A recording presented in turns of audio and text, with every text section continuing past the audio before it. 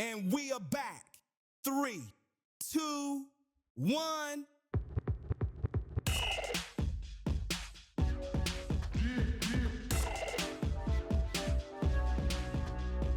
What's up, Johnson County? We're back with the JCCC Sports podcast. I'm Jay. I'm Prince. And we're getting right back into it with some men's and women's basketball who have still been killing it over the last few months. We're still undefeated to this day.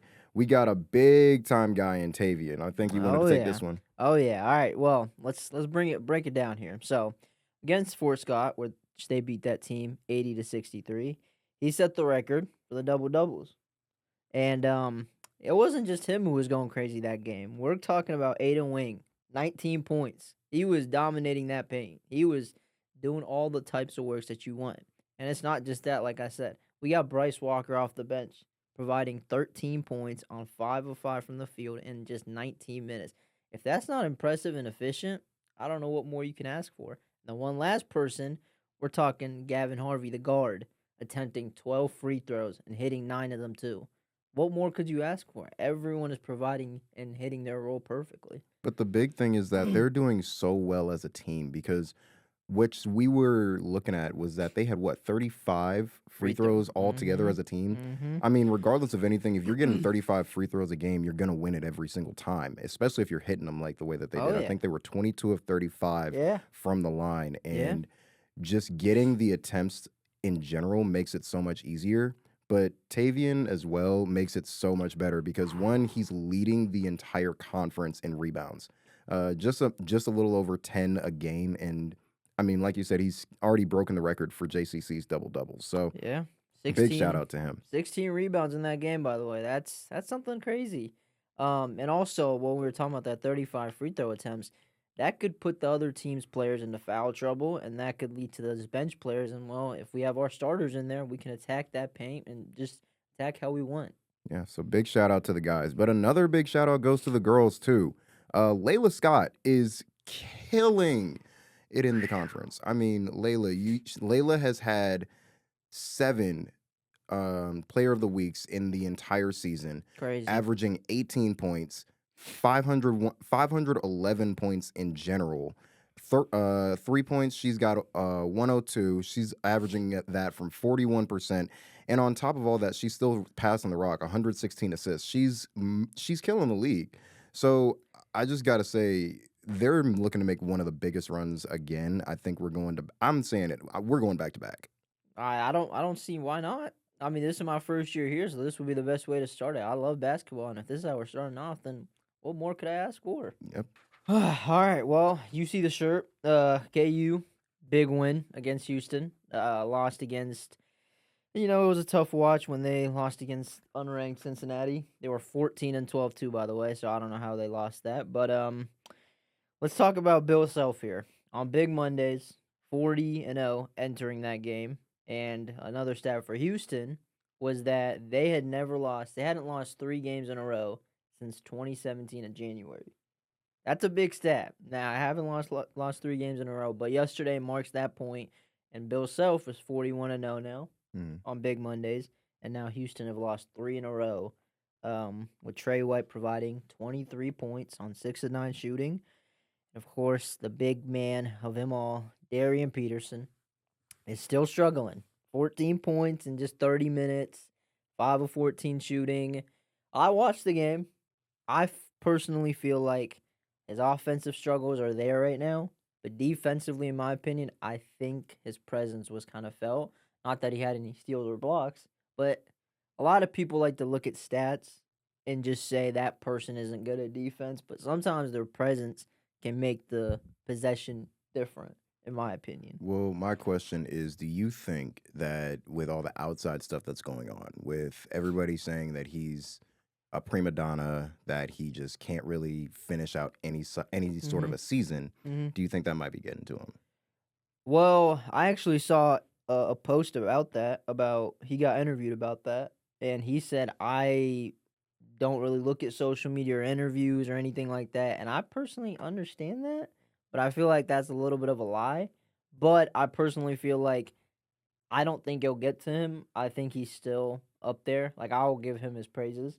But I think the real point comes in when March Madness comes about, Mhm. and that's when we realize, is he really about it, or is he just going to provide another stinky game and get used out of it? Well, my point is that with Darren having struggles, I don't see a world where he can't start. I mean, Oh yeah, you don't really have a bunch of point guard depth at all. I mean, from what I saw, it's pretty much him and El Marco. mm-hmm. So you have to let him start. It's regardless because El Marco's already having trouble shooting the ball as is, and Trey White is still he can play. Oh yeah, he can play the oh two yeah, and the three, definitely. but he's not going to play the one normally. So. Uh-uh.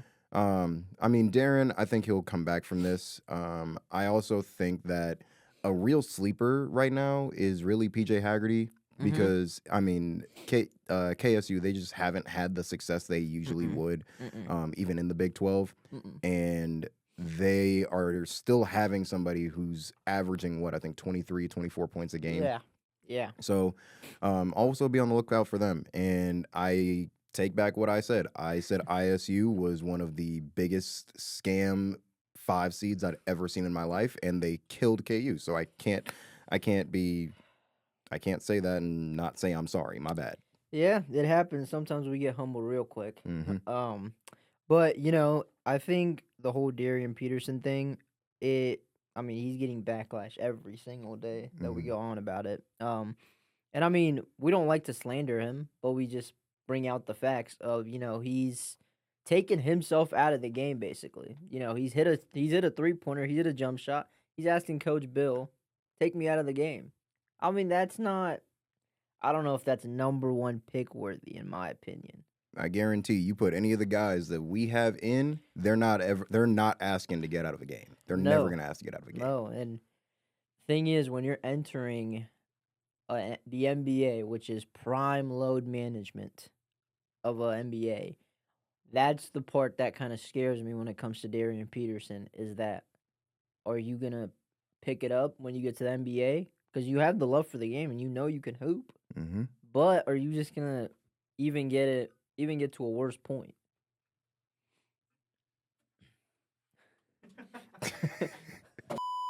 Well, even with Darren having some struggles, another place that's having some struggles, Canada. Not gonna lie, y'all got your tails whooped. So go ahead and hold that L. First gold medal in hockey since 1980 for the USA. Yeah. 40 years. Most of us probably don't even or weren't even born before they had won their first Olympic gold medal. So Nope. I mean, that's just that's one thing that we can just all celebrate. And I think Oh, that's yeah. one thing that we can really use right now is a little bit of celebration. So yeah, 40 plus years without a gold medal in hockey. And what's even crazier is we have 4 Olympians from Missouri, of all places, Yeah. in hockey. Yeah. So we got Clayton Keller out of Chesterfield. We got Matthew Tkachuk. Definitely, we've definitely not pronounced that name right, but hey, it's still a shout out. Hey, yeah. I mean, him and his brother Brady, they're both Yep. from St. Louis. And then Joy Dunn, who is actually on the women's hockey team. Mm-hmm. She's from O'Fallon, Texas. Or O'Fallon, Texas? O'Fallon, Missouri. Oh my God. It happens. No, never mind. But She's from Texas. that's still crazy. From Missouri, 4 of them. I mean, I understand 1, but 4 of them is kind of crazy. But of all sports, you wouldn't expect hockey. I'd think of the bigger ones for Winter Olympics. If anything, I probably would have obviously it's the Winter Olympics, so Mm-hmm. I mean you can't say track and field, but that's where I would really see us in is probably track and field. Yeah, Maybe some basketball. maybe. I mean, what else? What else is really big around here? I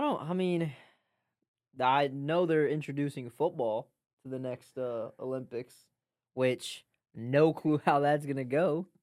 But I just want y'all to think about Pat Mahomes playing flag football against anybody who hasn't played football a day in their life. That's what I don't understand. With Tyreek just running straight past them 24/7. I don't get it, but I don't know if they're gonna work around it so where they do something. I don't know. I don't get the football thing there, but I know they're introducing many sports to the Summer Olympics. Well, hey, to be fair, I mean, I remember a couple years ago, actually, there was a USA-Japan football game, Mm-hmm. and Japan whooped us.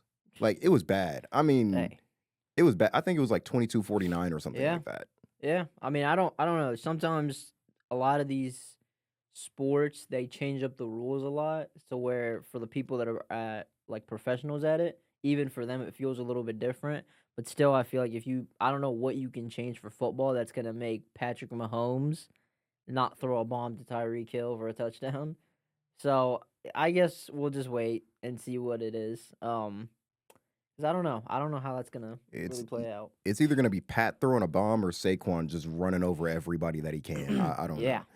But either way, we'll see how it goes for the Olympics. We're also gonna keep supporting our boys and girls in blue.